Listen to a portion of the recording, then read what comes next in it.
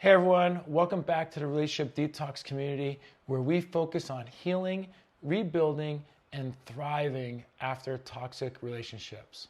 Today, I want to introduce a concept from psychology that's going to help you understand some of the deeper dynamics at play when we get involved with narcissistic partners. Now, I know psychology can sound intimidating, but I promise we're going to break it down in a way that makes total sense. We're talking about something called Anima and Animus. Animus is with women, Anima is with men. These are just fancy terms for the feminine side inside of men and the masculine side inside of women. Let me explain what that means, and more importantly, how it plays out in relationships, especially when you've been dealing with narcissism. So here's the deal. Every person, whether you're a man or a woman, has both feminine and masculine traits within you. It's not about being more or less of a man or a woman. It's just about balance. For men, your anima is that feminine energy, things like empathy, emotional awareness, and vulnerability. For women, your animus is that masculine energy, assertiveness, confidence, and decision-making. When these parts are healthy and balanced, you've got emotional intelligence on one side and confidence on the other. But if these parts are out of balance, you start running into problems. Here's how this connects to narcissistic relationships. Let's start with men who have narcissistic traits. Narcissistic men tend to have disconnected anima. What I mean by that is they're not in touch with their emotional side. They can't handle vulnerability, empathy, or even emotional connection. Instead, they overcompensate by putting up a front, arrogance, entitlement, and emotional control. They expect you to meet all their emotional needs while giving nothing back in return. And for women who fall for narcissistic men, it often happens because their own animus, that inner voice that sets boundaries and stands strong, is underdeveloped. Maybe you've been in a relationship where you've allowed things to slide, thinking, I just don't want to rock the boat, or I can change him. That's the animus in you being quiet. Your internal strength to say, no, this is not okay, has been dimmed down. On the flip side, we have narcissistic women. These women often have a distorted animus. They're overly controlling, aggressive, or emotionally manipulative. They aren't comfortable with letting down their guard or showing vulnerability. They might charm you at first with confidence or even sexual energy, but underneath, there's emotional manipulation. If you're a man who's fallen for a narcissistic woman, chances are your anima, your emotional intelligence and inner voice telling you something's off here, wasn't fully developed.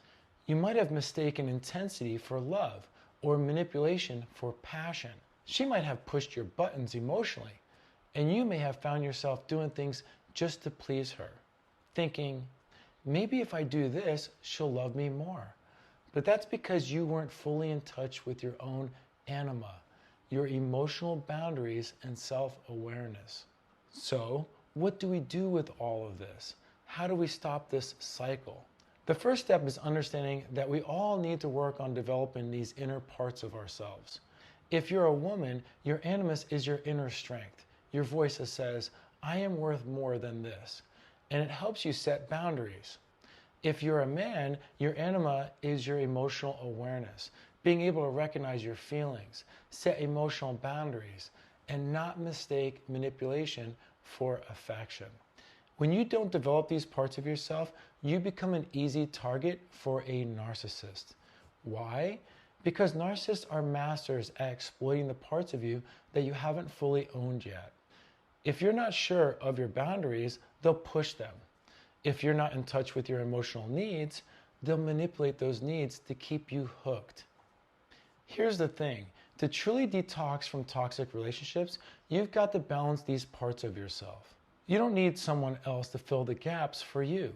The feminine side in men and the masculine side in women are already inside you. just waiting to be developed. When you strengthen them, you stop looking outside yourself for validation.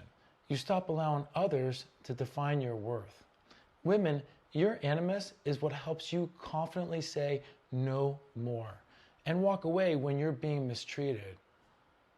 Men, your anima is what helps you recognize manipulation and say, I deserve real love, not games. It's about self-integration. We all need both sides, the masculine and the feminine, working together in harmony. When you're balanced, you won't be as easily pulled into a narcissist's web because you'll see the red flags clearly and you'll have the internal strength to step away. So, what's one thing you can do today? Start noticing when you feel unbalanced in a relationship. Women, if you're constantly second-guessing yourself or holding back your needs, ask yourself, where's my animus right now? Why am I afraid to assert myself?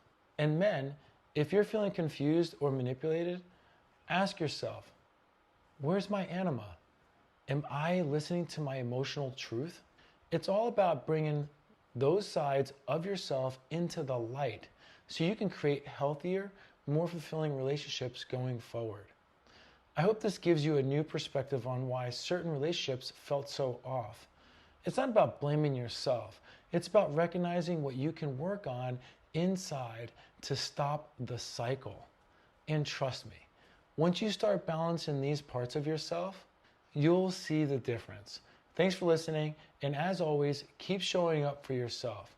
This is all part of the detox process, and you're doing the work, one day at a time. Until next time, take care of yourself, and remember, you are worthy of real love.